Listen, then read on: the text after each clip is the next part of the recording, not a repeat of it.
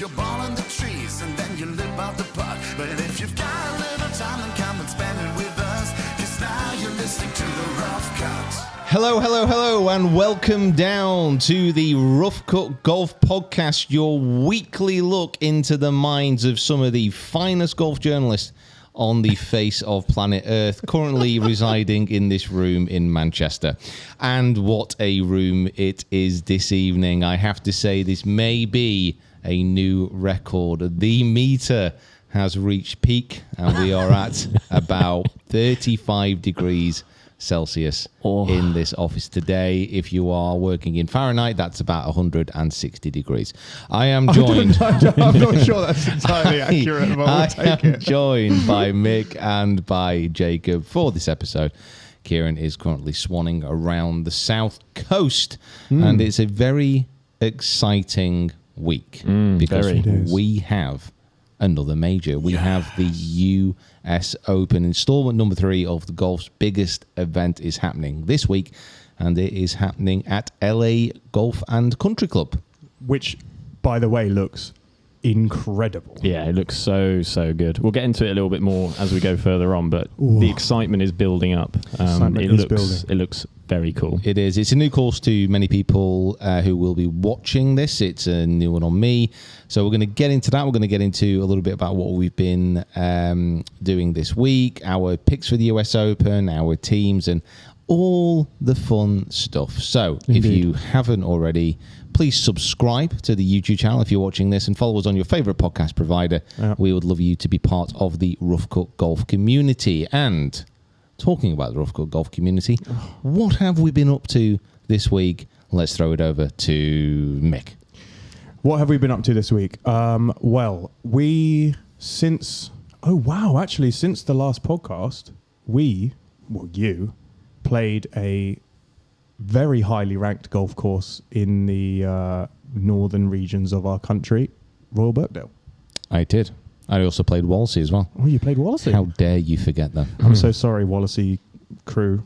I only kind of say that with a mock vehemence, because I have to say I think Wallasey might be my new favourite course on the northwest coast. Yeah, you've got a bit of a love affair setting up with Wallasey. Honestly, it was in incredible condition. So here on the northwest of England, we are blessed with some amazing links courses.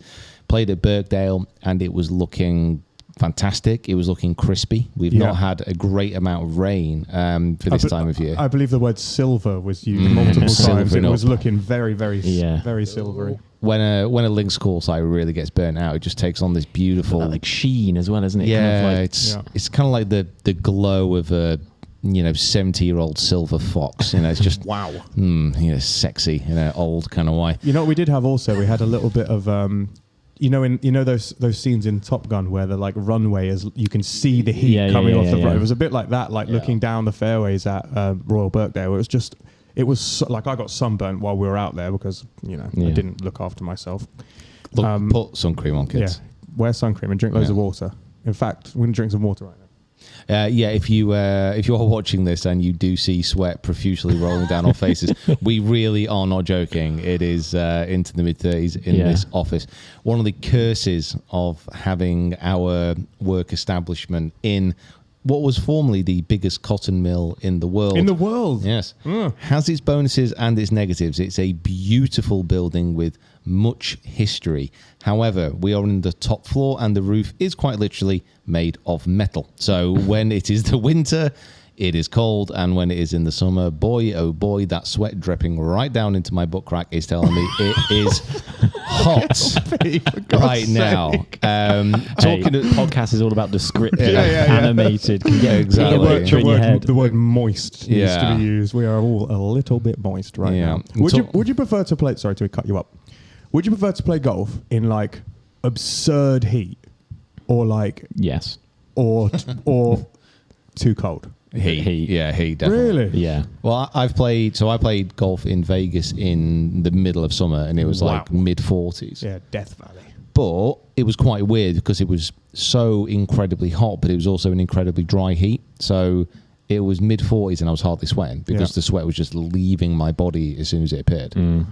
It was a strange thing. It was me and Rick. We played Dragon Ridge, and after 9 holes, I'd drunk like 9 bottles of water, and I was very confused because I'd not had to go for a wee. That's when you know, isn't it? My body is just using all of this. Yeah. So that was a bit odd. So definitely hot. There's no warm up either. You just shorts and a t-shirt, swing easy. No, not that you warm up anyway. True, but Ras Al Khaimah, when we played night golf in Ras Al Khaimah, it was a little bit like that. It was sweaty. Like, you get to the first tee, and you're like, I'm not even hitting anything. I'm already dripping. Yeah, but you know what?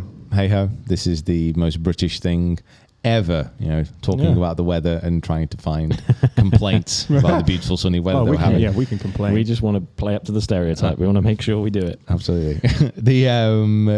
The Birkdale video, though, that we did film whilst we were there is a part of a new series with me and Matt Fryer and ShotScope. I was also with ShotScope today at Formby. Wow. Which is another incredible links on the northwest on the same coast of England. And that, again, was looking very, very crispy. It's an interesting one, really, because a lot of golf clubs around the northwest of England, and to be fair, most parts of England, really, when it's starting to get now, through macro environmental changes, things are getting warmer, and a lot of clubs are suddenly switching on their irrigation systems for the first times in like decades, and they're just not working. They're just not needed normally around here. I've never had to water this course before. Yeah, it's just unheard of. So there's going to be a lot of work if you're good at laying pipe around here to get some irrigation systems back up and running. Yeah, Lord above. Well, I would expect in the next few days we'll get our impending thunderstorms and rain. Yeah, it's already happening outside. Yeah, we had a little bit over the weekend, didn't we? So we're in Manchester. We had Soccer Aid yesterday at Old Trafford. We also had Park Life, yeah. And we were watching the weather because I was invited to go to Park Life. I didn't end up going because I saw that there was like imminent thunderstorms and torrential downpours, and I was like, do I want to be stood in a field trying to enjoy the 1975 while I'm getting rained on? Well, you could have been camping in the field whilst getting rained on. Yeah. Oh, is that what you... Oh. Yes. Is that what you were doing? That is what I was doing. Yeah. Sorry. I was in my house, sipping a nice cold beverage. Honestly. I mean, it was fine. So Carly, my missus, loves to go camping, and she has been badgering me for quite some time to go camping. And we just picked a lovely Friday night and then an absolutely... hear the thunder. Was that thunder right there? Wow. And an absolutely soaking Saturday because this went overhead. Wow. And it smashed it down. But you know what? It's all part about getting in nature. Yeah, exactly. Yes. And boy, one did with we the do elements and all that. Yes. As if you don't spend enough time outside. Yeah, true. But do you know what I do for my job? It's a bit more of a controlled environment, though, isn't it? Like golf courses, you're out there for a few hours. You can come back in if it is getting pretty torrential. When you're stuck in the middle of the field in a tent, you're not going anywhere. To go with you. Yeah. Did you have any wines or any beers to tide yourselves over? Yeah, I had a few beers, but to be honest, they weren't really going down that well. You've been on a little bit of a health kick recently, haven't you? A little. Just like a tiny fraction of one. Like there's health kicks, and mine is more of a health trip. Like a little stumble. Okay. Yeah, it's not a full step yet. Okay. The reason being is because you are going to attempt something which is going to require you to be very fit. We're not going to attempt it, mate. We're going to smash it out of the park. Okay, well, good. We're going to smash something out of the park which is going to require you to be very fit. We haven't told people what it's called yet, but basically Peter's going to cycle down the entire country and over the course of 20 days play 10 golf courses, cycle 1,000 miles, and we're going to film the entire thing, and it's going to be absolute chaos. Yeah. For this, you will not only need to generate some sort of stamina for the golf, because there's going to be a lot of golf. You will also need to, harden your buttocks, because you're going to be sat on a bike for 20 consecutive days between rounds of golf. I mean, I'm going to be stood up at times as well. You're not. Like pedaling away. You know how hard that is to do? Yeah, mate, honestly, I am doing training, and the actual miles on the bike, I'm not overly concerned about. Like, we've done the mapping of the route, and this has been kind of in the works for like about a year and a half now. Yeah. We've So done, much so that we have a map, Yeah. with all the routes marked on it. and we finally kind of like managed to push it through this year, get it done, to do it this year. But I think there's one stint which is worrying me, which is I think it's the third from last day. Yeah. It's from Clevedon Golf Club down to, I think, Tiverton, maybe. Okay. But between that kind of those points, there's almost no golf courses, and it's like a 70-mile stretch. And that at the end of the trip is... Can't find like a range or a par 3 or something to like fill in the gap. No. Can we go find a golf shop? Do some putting? I've got all the courses identified, and I'm very excited about which ones that we're going to be playing. It's going to be some really cool ones. We are going to be getting you guys involved as well. Yes. When we're playing these matches, we're going to try and organise guests to play with, want you coming down. All of this will keep getting announced as it's confirmed within the next. Sorry, the apocalypse is happening outside, so it's just just stay tuned. It's going to be very, very, very exciting. We're going to be raising money for a very good cause as well. And talking about raising money for a very good cause, we have just done the 25 grand video with Andy Carter. Just before, there's a lot that's happening. There's a lot. Just before we get to the Tiny Tickers video, if you want to be more involved than everyone else in the cycle mission, join the Discord.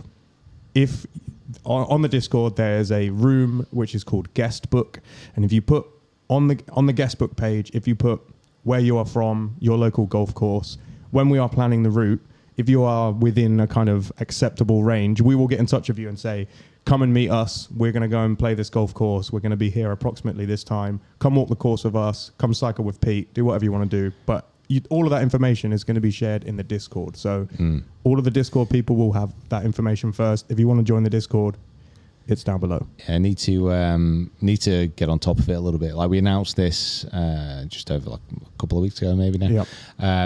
And I've already had lots of messages and emails about offers of help and like offers to stay places. If we've not got back to you yet, I apologise. It's just I wasn't really prepared for the amount of offers that have come in so quickly. So Pete announced it and then went on a 2-week trip of playing golf every day. So I've just not been there with that. Yeah.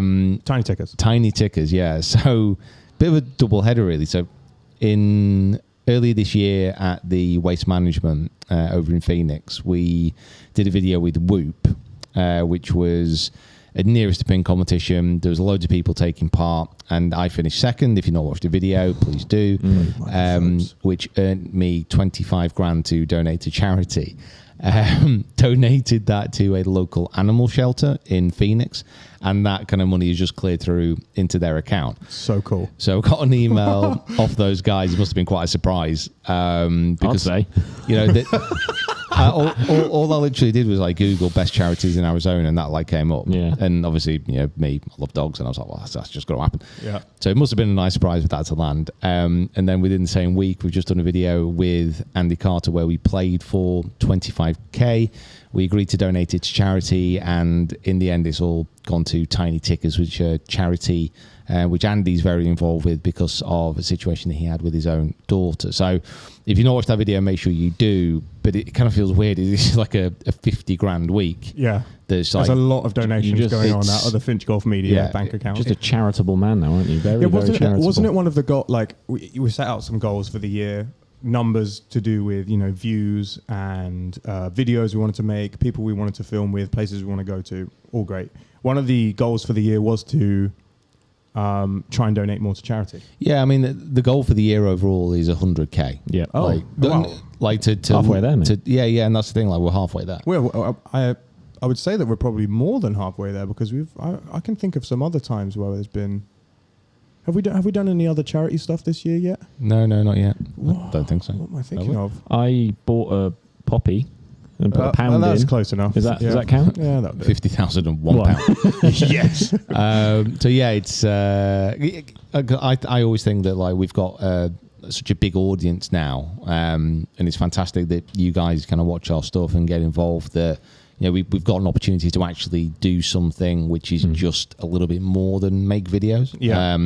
And it's something that we've not done really before. And I'm very excited that there's this possibility that we can use you guys, we can kind of get our partners involved to kind of create something very special over the next few years. So big thank you to anyone who will donate to the... We'll bleep that out. Almost gave the Kieran, we're going to bleep that out. Kieran's going to edit this tomorrow. Of the trip away. Don't let anyone know what it's called. It's got a very cool name. Yeah, we'll get back onto that. Good luck to Rick as well, who is doing a current cycle ride from St Andrews to Royal Liverpool in his little two-seater. Yeah, that thing looks fun, doesn't it? I don't know what it's you like call a go-kart. The summer of cycling, isn't it? I mean, it's a very cycle-heavy summer. Everyone get on a bike, get active. Yeah. It's a way to be about. Drink some water and sun cream yourself, and then go for a cycle. If you want to donate to that, as prostate cancer, really good cause. Make sure you go over and check his 100%. Socials out. I'm sure if you've not seen it already. And talking about things that we've not seen already, seamless link into the US Open. Oh, he's done it. Wow. He got us all the way there. Because we haven't seen this course before. Now, my knowledge of this course, I know it's kind of hosted a Walker Cup. I know it's had some like college event over in the States as well, but like genuinely, the pictures from this week are the first pictures I'm seeing. Yep. It also feels like a little bit of a low-key build-up to this US Open. Yeah, I think the location of the US Open has been the talking point, and almost like the actual golf course has sort of gone by the wayside. It's I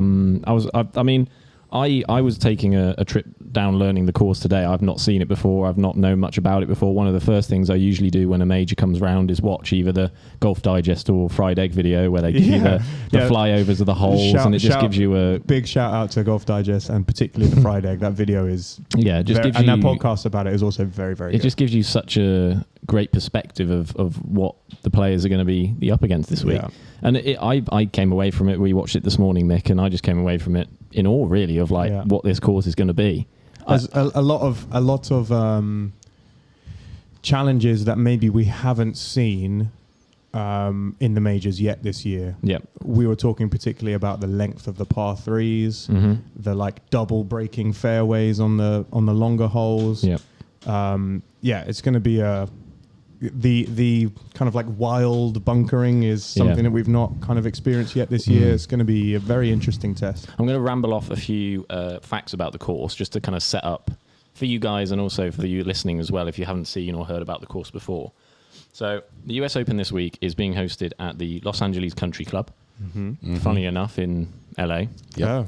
In the Los Angeles area. Correct, yeah. In California. It is 7,200 yards to the members, but I think it's going to play about 7.5 this week. Which, Lord above. I have questions about the yardages. We will get back onto that. Okay. Playing as a par 70 as well at that length. So I think the setup is 5 par 3s. 3 par 5s, and then obviously the rest made up with par 4s. Love that. I don't think they've snuck a random par 6 in somewhere. No, they should chuck one in. Par 2, mate. Would that ever happen? Would a major ever do that? Because I mean, it just depends on the course, I guess. Nothing stopping them. Yeah. The architect is George C. Thomas Jr. I mean, you all know the guy. Come on. Oh.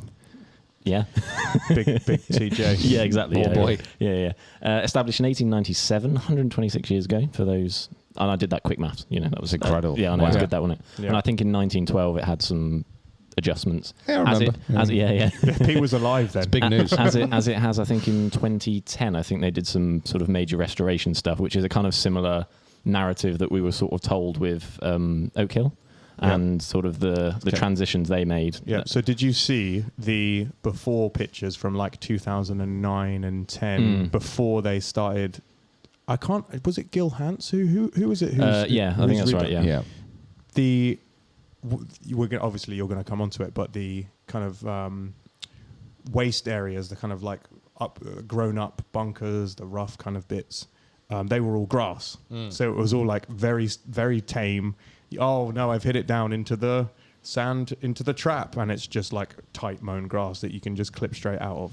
So they made it much more difficult. Yeah, the bunkers are kind of the first thing that you notice when you watch. I mean, Golf Digest and the Fried Egg are always really good for flyovers and interactive videos where you can kind of get a feel for what the course is going to be like before. So one of the things I definitely do before the majors come round. So if you haven't done that, I would recommend doing so. Yeah, I believe finish listening to this first. Yeah, but, I believe also the No Laying Up guys did a like a match play thing on there. Which was really useful because you actually got to see the shot tracers and you got to kind of get a feel for how putts were going to break and stuff. from eye level rather than really good. bird level. Yeah. No, we're not playing that. Kieran's not here. yet, not yet. So the bunkering is kind of one of the sort of characteristics, I suppose, and it has that sort of rough edginess that Comporter kind of had. That it was a bit, not necessarily untouched, but looked edgy, rough, but how it's meant to be, basically. Just on an aside, Yep. for the new series that we've started with Matt Fry. Right. Okay. we Detour, filmed- that but we go on. filmed- Okay, right, okay. that we Let me just slip this back into reverse. Okay. that we filmed at Birkdale. Back we go. When it comes to Comporter, do you actually think that is that an official course record? No. Why? Mate, we made our own tees. Out of pine cones. No, it's not. We made our own tees. Damn it. Anyway, yeah, okay, good. we're just talking about you course. good now? Yeah, I'm Yeah, good. okay. Yeah. So Wow. I'm easily distracted. Squirrel. So a lot of the bunkering is as I explained, very, very interesting to look at, and also kind of the greenside bunkers will tend to maybe start further back into the fairways. So whether that kind of stops players being able to sort of run up shots and be a bit more creative, so to speak, but hey ho, we'll wait and see. The course, one of the big things that it's covered by barrancas, which are dormant riverbeds. For those who don't know what barrancas are, which I didn't, but now I know. It's a learning podcast as well. Yeah, I didn't really do much about geography in school. I was okay, but A lot of colouring. Yeah, exactly. Lot of colouring. 3 types of rock. I feel like I learned about volcanoes. Igneous, metamorphic, sedimentary. Oh, Mick, go into the corner and colour in this book. Done with you for today. Literally. I love colouring in the sea. These these dormant riverbeds, they run through the course quite extensively, and they are sort of utilised as hazard areas. They've got quite a sandy, deserty kind of vibe. Mm-hmm. They're positions where you don't want to end up in, basically. Apparently they flooded earlier in the year as well, and they actually became rivers. Yeah, so I heard a similar thing, that they can actually retake water in and become sort of a hazard, I suppose. But I don't think there's going to be any rain this time. No. Not that I've heard, but anyway, if they get what just happened here for a couple of days, then they might do. Ah. I was looking to see, because one of the big things about LA Country Club is that, as you've mentioned, we haven't got anything to really go off there. No major has been there. Yeah. I think the 2017 Walker Cup is kind of the only real sort of, I don't want to say major because it's not, but like extensive event that's happened there. So I was trying to find out if there was any guys that had any comments on it or anything they sort of felt. And I know there's a few players, and I think Lowry was one of them, that in February, when he missed the cut at the Waste Management, he went and played it. And I think a lot of guys were umming and ahhing about doing the same thing because the conditions are probably going to be different now to what they were when he went. And one of the things he was speaking about with the greens was that they are now bent grass greens, and a lot of them go front to back. So just another thing to be thinking of when you're front picturing... Front to back? Yeah. So they slope away from you? Oh, sorry, back to front. Oh, good Lord. Back to front. I was about to say it's the most evil golf course of all time. Yeah, I mean, we've got to get that stuff right, because that is like a literally complete opposite. Yeah, no, back to front. People are going to be ripping it back from the back of those greens thinking, wow, they're really Back to- good. back to front. They're oddly receptive. These Back to old front. wedges have suddenly got more spin on them. Come on, Jacob, you've made notes, read them. So. Yeah, it's bloody hot in here, but you can't be excused for that. I know, well, you know. That'll be known as a reverse Redan green, by the way. Oh, thank you. For anyone who wants to know that. How did you know that? I know what a Redan green Yeah. is. The first Redan green was built in North Berwick. It's named after, I'm almost sure, Mr. Redan. it's named after a type of like fortification that was used in the Crimean War or something like that. It's basically a bank which is built up, and then the slope goes away from that bank on the other side. Okay. And then there Sounds fun. There was like a member at North Berwick who kind of made this Redan green, which slopes up at the front and then it runs away from the golfer. So a reverse Redan is the green that's built up at the back and slopes towards the player. Okay. Wow. There you go. You learn something every day. 75% of that's right. Oh, don't come back on it now. I'm pretty sure it's all right. I was bloody sick. The bunkers mentioned, the greens mentioned, the fairways apparently are very cambering. They're very oscillating. They're very they've got a bit of a Augusta vibe. What I've picked up from them is they're quite wide as well, Yes. to account for if the course does dry out, because there are quite severe slopes. Like, you don't want them just like all running off into the rough, so they give them a little bit of leeway there. Yeah, I think that's definitely the case. But they had mentioned in the video, and from what I could gauge, is that they do have a natural camber into the rough, which is a Bermuda rough.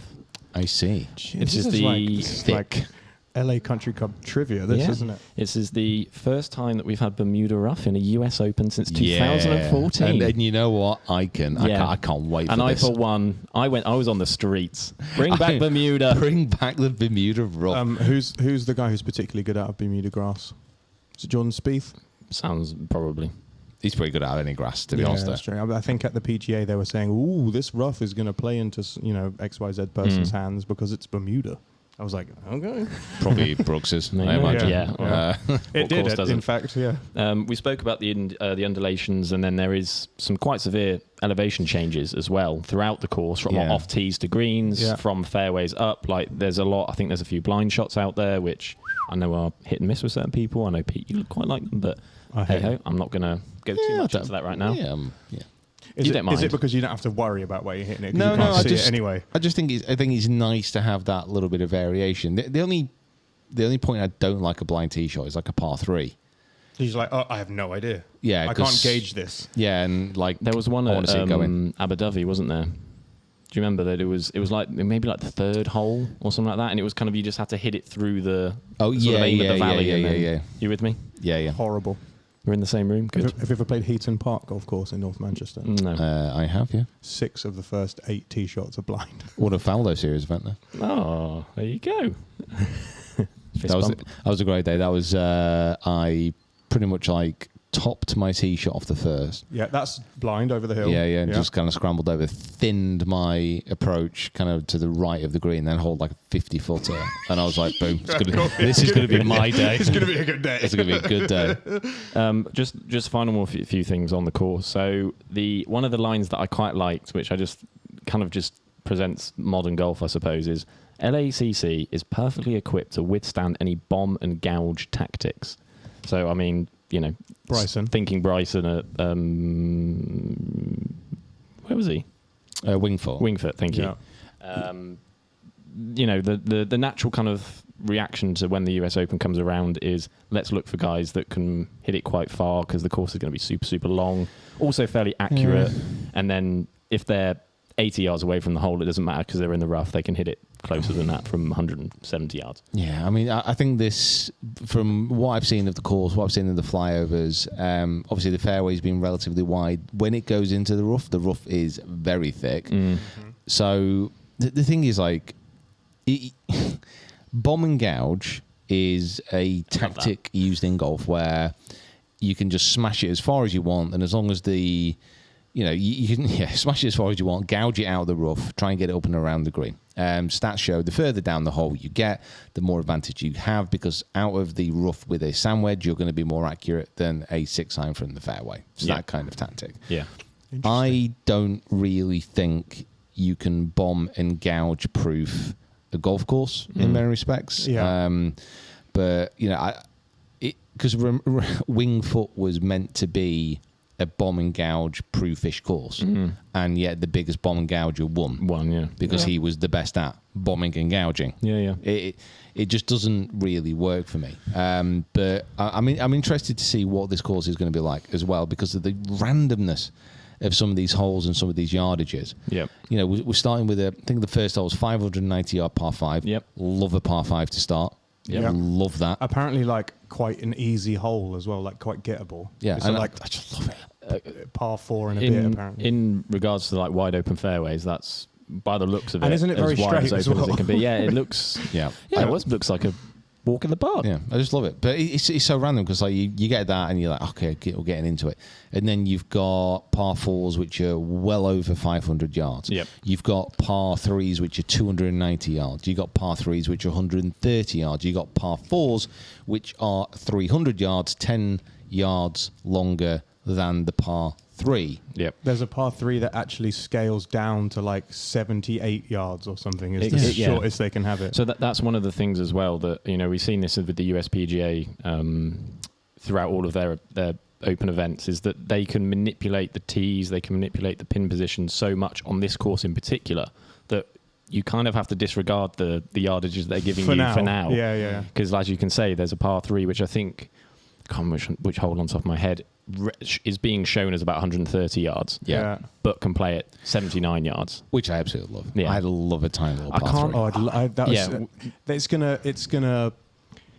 It's a completely different level of golf. The level's the same, but it's a different skill set, isn't it? Because you're the bomb and gouge people suddenly go, everyone else can get very close to this as well. Yeah, So- but this is the thing, like bomb and... The one thing I don't like, I'm just going to get this on my chest. Yeah, do it. The one thing I don't like about people who say, you know, we want to try and make this not a bomb and gouge golf course, and we want to kind of protect it against the people who can hit it the furthest. Massive newsflash, which probably hasn't escaped everybody. People who smash the ball a long way, you know what? Generally, if they're playing on the PGA Tour, they're pretty good wedge players as well. Yeah. You know, it's not... It's they not, didn't get there by accident. yeah, It's not like these guys are crap with their short clubs. You know, you look at Brooks at the USPGA, unreal with his wedges. You know, these guys are good all around. I've just got that off my chest. Yeah. And there are ways to protect a course without thickening up the rough. The difference is that these guys, even if you try and protect it, even if you put trees in front of the green, they'd find a way to get on the green and to get close. Yeah. Like Victor Hovland is a perfect example of this. Like, he didn't like the fairway that he was presented, so he just went down the opposite one because it was a better shot in. He can hit it long enough. Like, people whose brains and whose skill sets allow them to do that kind of thing end up winning these kind of things. They did that at Oak Hill the week before they started. They brought in an internal out of bounds because players were starting to realise that they could go like up 11 or something to hit into the 6th. Something like that. Love that. And Internal they out just of bounds. decided. This is just getting more and more And annoyed. another thing I hate about golf. Internal out of bounds, please. Imagine your ball goes into an internal out of bounds and lands up in someone else's divot. Oh, Yeah.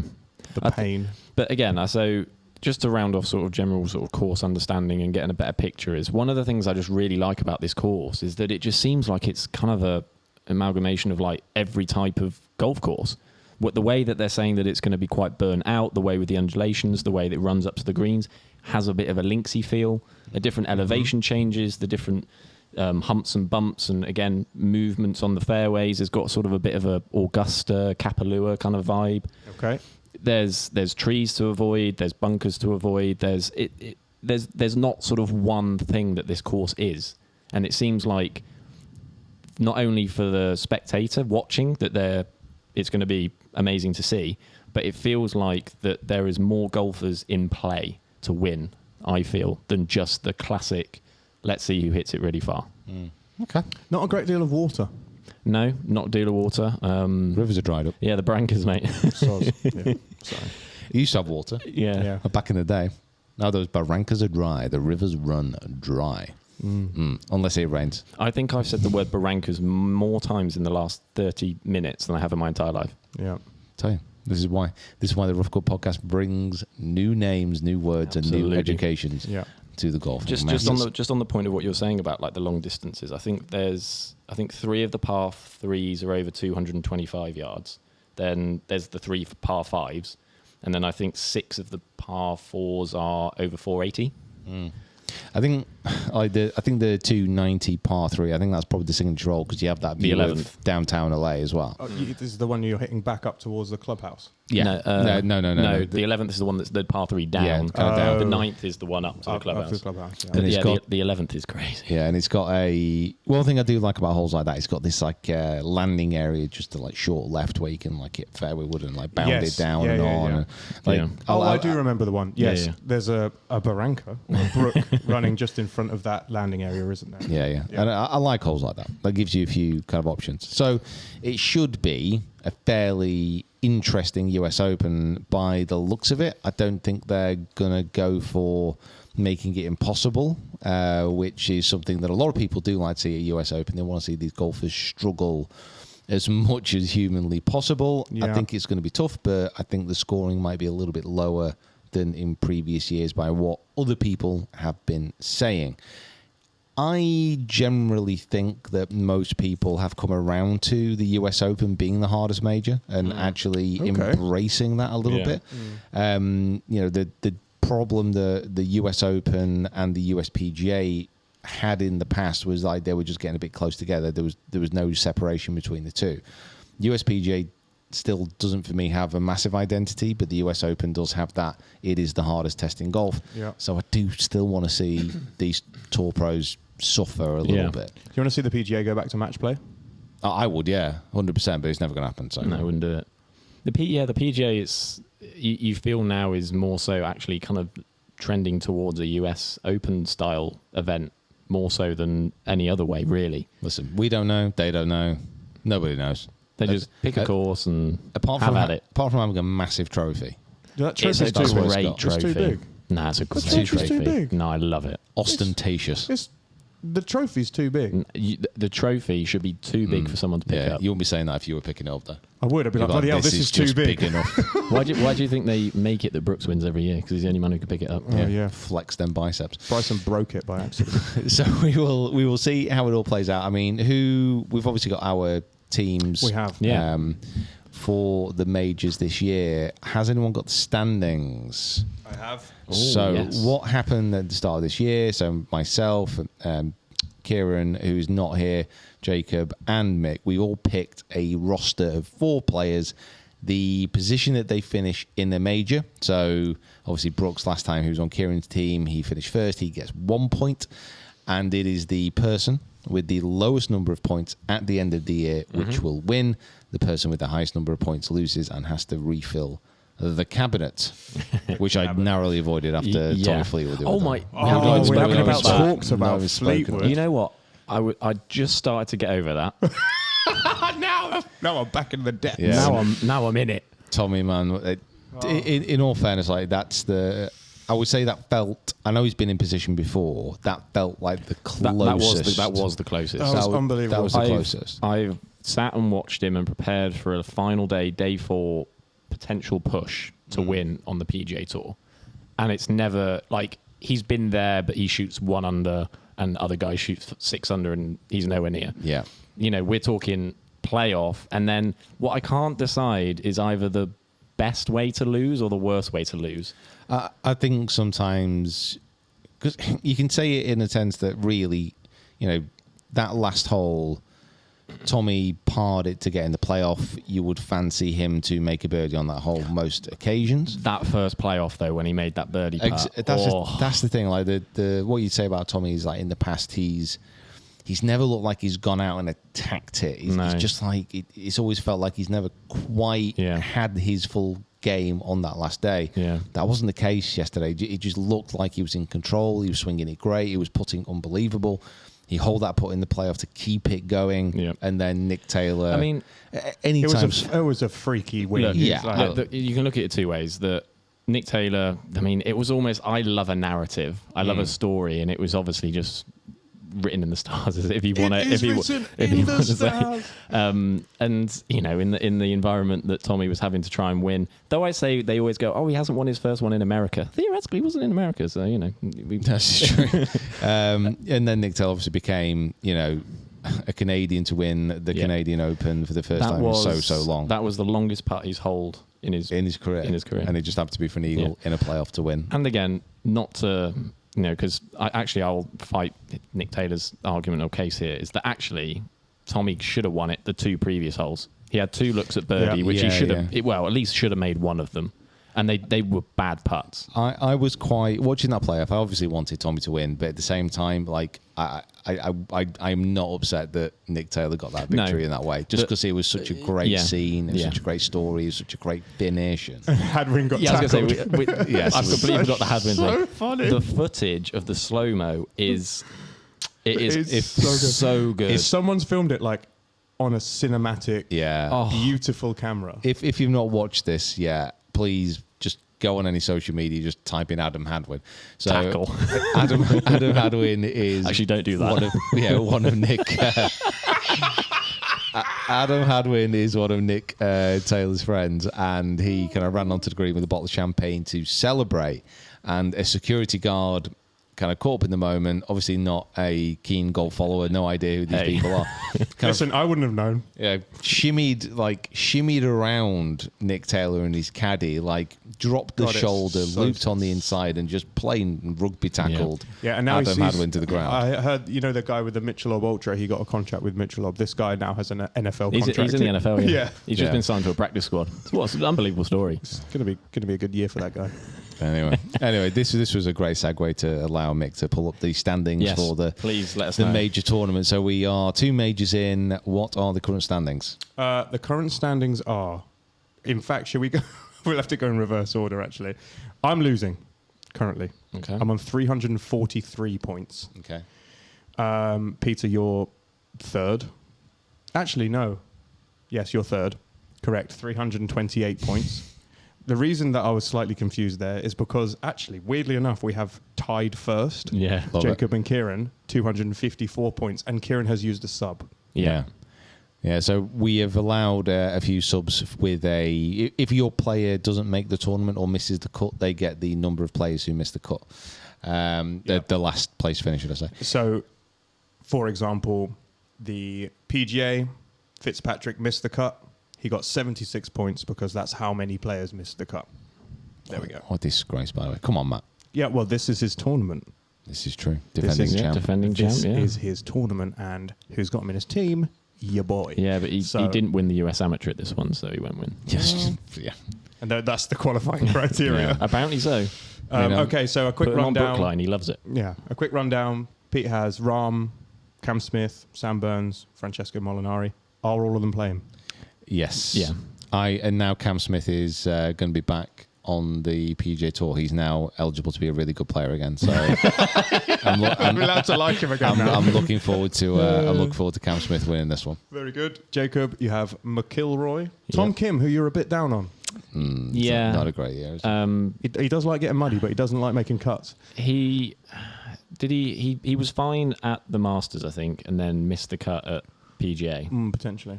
But did quite well at the Masters, didn't he? He's the problem I've got with him this week is and I've said this every time, is he's not a big hitter. Yeah, he was but tight. he's very accurate with the driver. He was 16th at the Masters. So I'm hoping this week. There's been talk about the driving stuff this week, and it might not be as important as people think it might need to be. I think the Open's his best chance. One man who's not going to struggle with the driver, Mr. Hovland. No. Player. And winner again on the PGA Tour. Yeah. Oh, yeah. Forgot about that as well. Yeah, the Memorial. Come on, Big Vic. And then you got Maronk. Yeah, he's playing. He's a good player. Yeah, he's playing. He's a good player. I mean, I think I've probably got the sniffiest outsider really at the moment. Francesco. Yeah.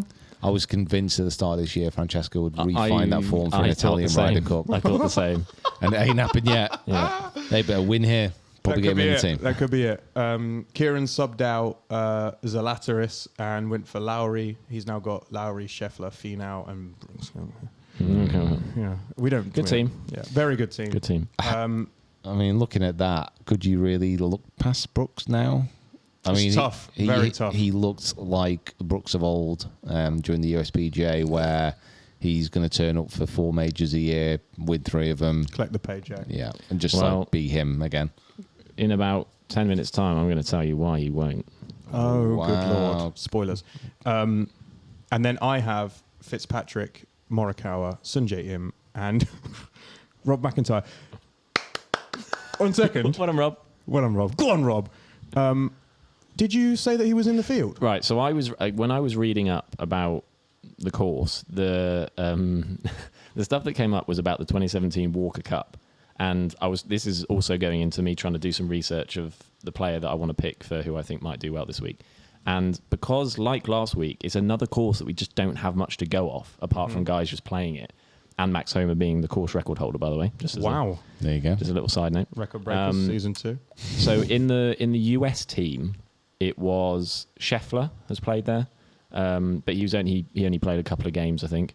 Morikawa, he won all 4 of his matches in the Walker Cup, and Cameron Champ, and one other guy, and I can't remember. and Rob MacIntyre played in the GB&I team. And after that, it said that he would be in the field this week. But when I went onto the US Open website, he was not in the field. He's not in the field. So, look, you've got a decision to make. Well, I say a decision to make. I think the decision has already been made. The decision has been made. So You're subbing him. I'm going to take a sub. Okay, so official rules of subbing out a player, you have to take a automatic miscut from the major that you've subbed out, so that will be added to the score, and you can only pick outside the current top 25 in the world. Did Kieran have to pick outside I the thought it was top 50? No, it's top 25. Oh, okay. Oh, Yeah. Does that change things? Wow, things might change. Okay, so we'll come back to that now. Mick is not prepared for this at all. No, who were you? Who did you have in your mind? Minwoo Lee. And this was when you were looking at top 50. Okay, or outside top 50, should I say? There's some incredible players just outside top 25. There's some guys that you can have there. I think that's a great shout. But he's 25. Ooh. Who is it? Justin Rose. Oh yeah, nice. Can't have him then, can I? No. If he's 25, I think we could probably. What was he? Hang on, what was he before this week? Because I'm sure he's gone up because of his finish. Yeah, it would He have. was 28th. Yeah. So I'd be happy to let Justin Rose in, just because I want him in. yeah. I'm a big Justin Rose he's fan. not on my team, but at least he's on someone. Adam Scott, There's some big players you can have there. Ryan Fox. I like Ryan Fox. That's not who I was thinking of. But Sahith Tagala. Well, how about Jacob? Hideki. You Yeah. tell us who is going to win the US Open with this pleasure. week. And I'll do a little bit of research. With And then I'll pick absolute whoever it is pleasure. you say is going to win. Now, this is my third instalment of trying to do this. The first time at the Masters, I picked Cantlay, and He's doing well. He won was the most there- annoying he was award. There, yeah. I mean, we spoke about him. He was there a lot. He was there a lot for a very long time. He was still there. But unfortunately, no cigar. He did not win, and I think he even fell out of the places, which is again very annoying. Good. Second instalment was much worse. I went for Finau, which was terrible. We'll put in a little moment, just say that I did say Corey Connors, and he was there, and then fell off again. So third time lucky, hopefully. This is the one. And I've tried to concise this down a little bit more because I know for some people it's interesting, for some people I can blab on quite a lot. So Yeah, we're those people. yeah, I know you are. So what I've tried to do this time around is mainly kind of what I base a lot of the stuff on is looking at trends. That's kind of my thing. And then if I can try and bring data into it and how people set up for golf courses, then I can. So first things first, I just needed to find a pool of players. And from looking at what I was looking for, the last 10 winners of the US Open have all come from inside the top 30. Okay. So Mick, whoever you pick right now ain't winning. Well, actually, no. If you pick them from 5 from to 30, 25 to 30, yeah. you're fine. Yeah. So wrote all those names down and had to move Zalatoris anyway. So we were down to 29 as it was. Zalatoris. The last 10 US Open winners have all been aged between 23 and 33, Okay. which is exactly why Brooks Koepka's not winning this year. Wow. 'Cause he's 34. He's too Interesting. old. Though I will say, Rory McIlroy is also 34. It's very true. I really don't fancy Rory this week. Okay, some people do, but that lost us 8 people. I by the way. don't think he'll ever win a major again. Okay, Yeah, I think he's going to retire soon. Yeah. He's going to sack it off. so that knocked off 8 people from our top 30. Then, in the last 10 US Opens, the last 10 winners have posted a top 25 in a previous US Open, so they have some record of doing well, kind of thing. And that knocked off another 6. So the guys we're left with after 3 rounds is Scheffler, Rahm, Cantlay, Schauffele, Fitzpatrick, Smith, Hatton, Thomas, and Fleetwood. Wow. Okay. Oh, God, I can see how I can You see know where where, I this is can going, see where don't you? this is going. So continued on. The 10 last winners of the US Open have posted a top 10 in either of their last 2 starts. That knocked off another 2. And then 9... Who did knock off? that knocked off Hatton and Thomas. In the 8 of the last 10 winners... sorry, say that again. In 9 of the last 11, they have not won a major before. Wow. First time winner. First time winner. Which is unusual for the US Open. You think that would favour I was quite surprised. One being Koepka going back to back. Yeah. So kind of a guy who kind of knows how to play it anyway.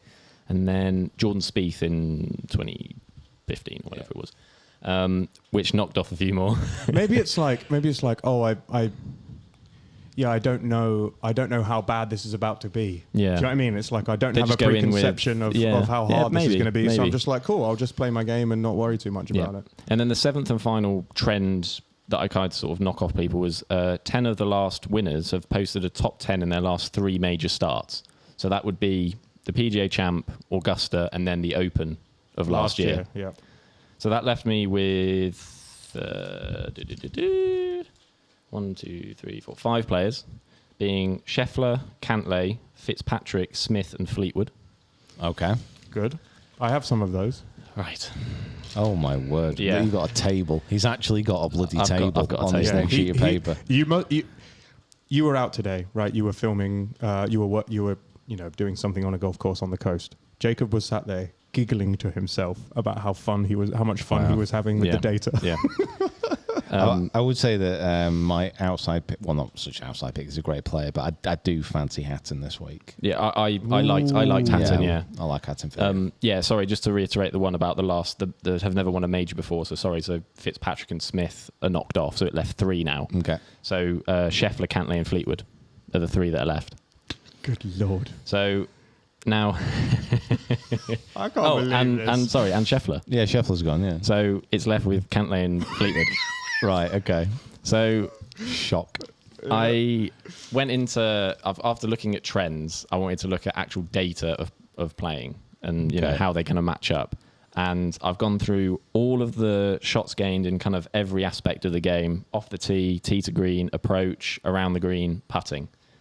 And I've listed them all down for each of the individuals. So what I decided to do was tally that all up, average it out, because I think this week the all-round player is going to win. I don't think it needs to be someone who hits it far. I don't think it needs to be someone who's a good scrambler. I think it's someone who's just got to be consistent all the way through. Okay. And someone who takes ages. So sort of really weighs up every option before they hit. And now I want to set this up by saying you probably think you know where this is going. Now, I can take this 2 ways if I really, really want to. I could say Fleetwood, I could say Cantlay. If you look at their shots gained and you look at their average, then Tommy Fleetwood does come out on top. Right. He averages out as 25, whereas Cantlay is 32. Okay. Now, Fleetwood has had a great last 3 or 4 weeks. His putting shot up recently. He was led the field shots gained putting last week. So I could stop it now and say Tommy Fleetwood is going to win the US Open, and I would be inclined to think that might be the case. Okay. But one of the stats that kept coming up, or one of these trends that kept coming up, which I thought was really, really interesting, and I just couldn't kind of shove it to the side, there's 2 things. One of them was that the last 4 US Open winners have finished T8 or better in the PGA Championship when it first moved into that May slot. Yeah. In the same year. So Woodland, DeChambeau, Brooks and Fitzpatrick have all had a finish in T8 or better the last 4 times, or whatever it is. So if you look at that, neither of them actually set up for that. Cantlay finished T9, Fleetwood finished T18 in the PGA Championship. So you could eradicate that. But then if you look at the last 8 winners of the US Open, they have finished inside T13 in their last major start, which does bring Cantlay into the picture. Okay. So in terms of how I want to set this up, I could pick Patrick Cantlay again. Oh my god! You can decide. Cantlay also has a wonderful record in California, by the way. His finishes in LA are just really good. Just pick him. Just do it. All right. The winner of the 2023 US Open is Patrick Cantlay. Wow. Oh, wow. Wow. I mean, listen, the data dive there is unfortunate in many respects, because that is pulling up a winner which not many people are that excited about. Now, look, I'm still going to be betting on Fleetwood anyway. I would have done that anyway. That's not going to change. He's just solid. If Scotty Scheffler learns how to putt this week, he will win. Yeah, his game tee to green has been fantastic recently, and yet his putting has been woeful. Yeah, he's top 10 every stat. So he is first off the tee, first tee to green, first in approach, sixth in around the green, and then 148th in putting. It doesn't make any sense. It's bizarre, isn't it? He's putting left-handed or something. He's awful. Bear in mind, was good. Bear in mind, this is Scotty Scheffler who's won the Masters. You know, we are talking about someone who has won a major where the greens are slick. You know, this is someone who knows how to putt. It's so strange. It's just really weird. He's, for whatever reason, Bloody hell's happened to him? He's just not there on the greens at the moment. Too much coffee. I kept saying it to Mick. I was like, I'm not getting on this podcast and saying that Scotty Scheffler is going to win, because not only do I find that particularly boring if I just come on here and go, oh yeah, the best player in the world, yeah, he might win it, but I to be fair, actually, if his putting continues, and I don't actually see a reason why it's going to automatically change. Now, you can have a hot streak for a week, sure, but these greens look tough. Do you know what's worse about that is that Scotty Scheffler's putting is actually the only bit of his game that I can watch without cringing. So Like his You swing. just don't like Scotty Scheffler's Or just swing. him, yeah. I can't stand it. I like Adam Scott. I mean, that is I like the pretty swings. that is the Yeah. contingency I of do. everyone that Talk about the one player who's worse than him at putting. Yeah, but he's got his bloody broomstick to help him. yeah, but he can see the greens and also do the brownie salute at the same time. Can I face the camera and say that Tommy Fleetwood is going to win, and we can just cut it? We can cut it in. Hey, listen, Whoever it is. if Tommy came through and won his first major, it'd be amazing. He's playing some fantastic golf. I don't know if this week would have taken a little bit out of him, maybe, but we'll see. Well, maybe it taught him that he can win. I just have one more thing, because My God. I'm honestly, I'm telling you, To the that Jacob Broadbridge the amount of podcast. stuff that I've gone through is absurd. But this is what I want to do for the Rough Cut Golf podcast. You know, this is a proper entity. Touching, if you have to say so, it doesn't make it. touching upon the length of the golf course, and I think that the scoring probably is going to be single figure winner this week. I think it might be a 7-8 under kind of job. Okay.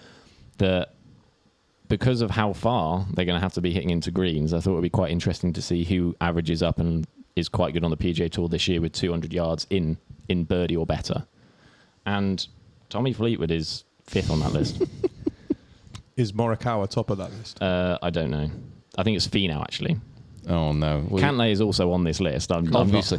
I mean, Sick of it. I think the one thing we found out like this year from all these stats, which are incredibly in-depth and very interesting, is that Cantlay is probably the best all-round player in the world, not to win a major. Every time we have this conversation, he comes up as being he's just on that the edge. He's just that person in the corner who's at the party, who won't leave, and he just sticks around. He's an unwelcome guest. He just sticks around, and eventually he's just gonna walk over, slam his drink on the table, and say, "All right, boys, this is mine."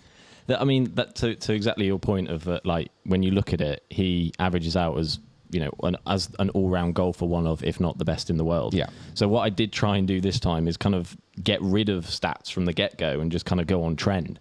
But he's just still there. He still managed finds it, his way back in, and that's obviously kind of doing it this way is how a guy like Tommy Fleetwood has probably come into it. Because if you just went on face value and went on his stats, and particularly with driving, and I'm obviously giving him kind of a little bit of the benefit of doubt in that area, and I think tee to green he's tee to green he's great. Off the tee, I think he's like 68th or something like that.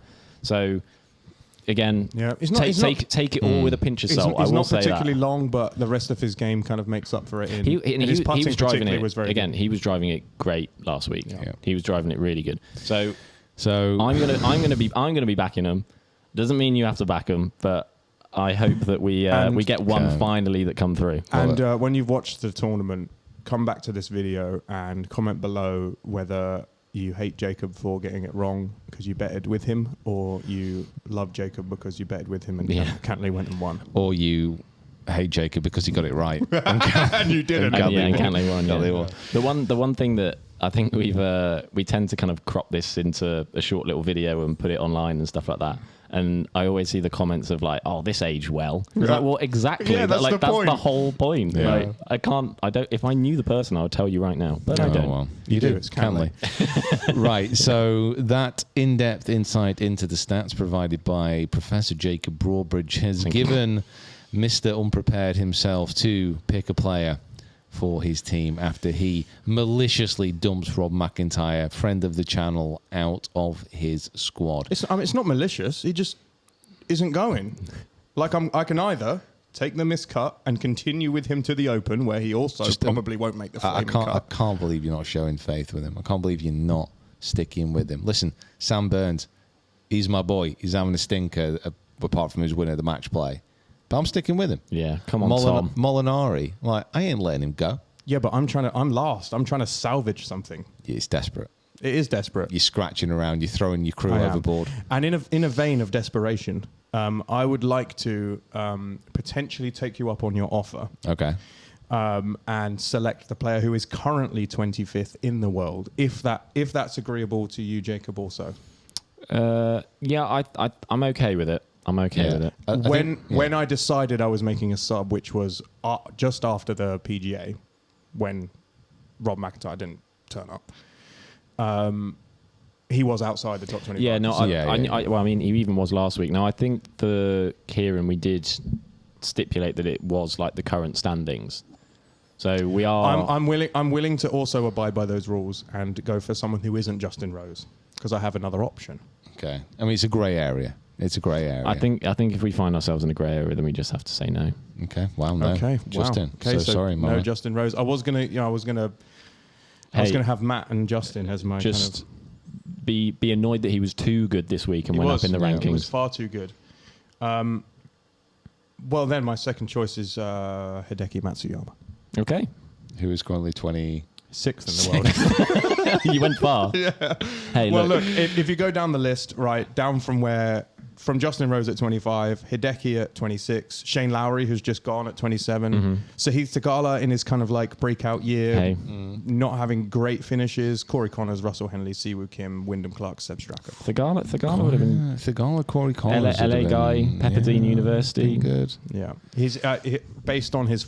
I don't think this is his year to... This is his year to just enjoy himself, be great. Hey, look, if the trend suggests you need to have played between 5 to 8 US Opens, and he has only played in one. So I'm going to go Hideki Matsuyama. And he's never won a major. He's never won a major. But that was bringing back in. Yeah. Okay. Hideki Matsuyama. Mick squad is reassembled, minus a proud Scotsman. Rob, I still love you, mate. Rob, I love you. You just don't play well enough. Do you know that Scotland is the second winningest nation in the US Open?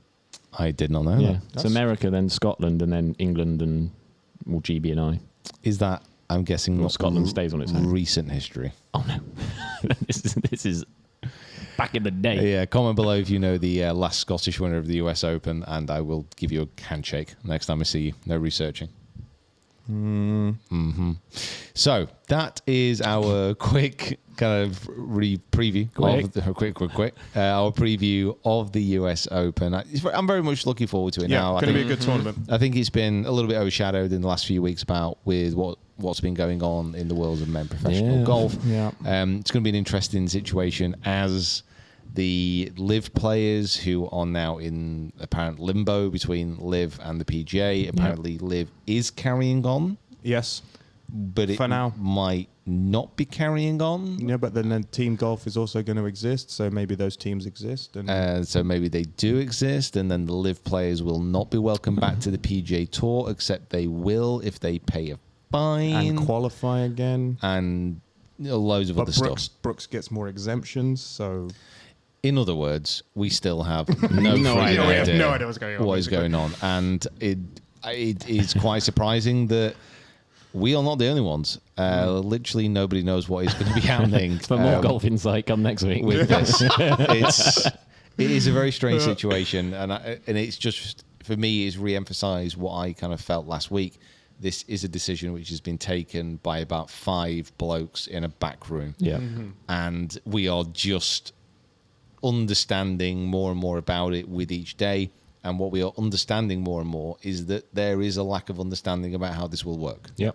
It's been agreed, but not much detail has been passed. So let's just go play some golf. yeah, we Let's will do see it. how it Let goes. them play some golf. Let them play some golf. Hey, we could play some golf. Oh, if we want. You want to go play golf? Yeah, sure. All right. Cool. Right, we have no guest play this week as Kieran is not here, and we are revamping this Yes. particular. So next week will be the first normal episode of the new season. So there'll be a new intro and a new. So be prepared for that. Yeah.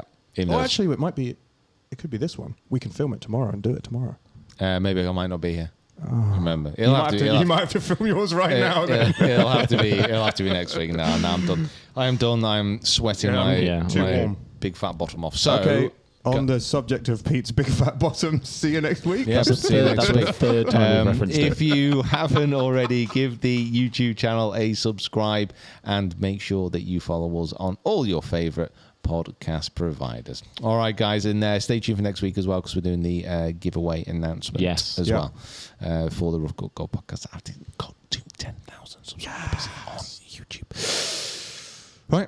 Bye. Have a good night, US Open. See you later. See you later. Come on, Tommy. Enjoy.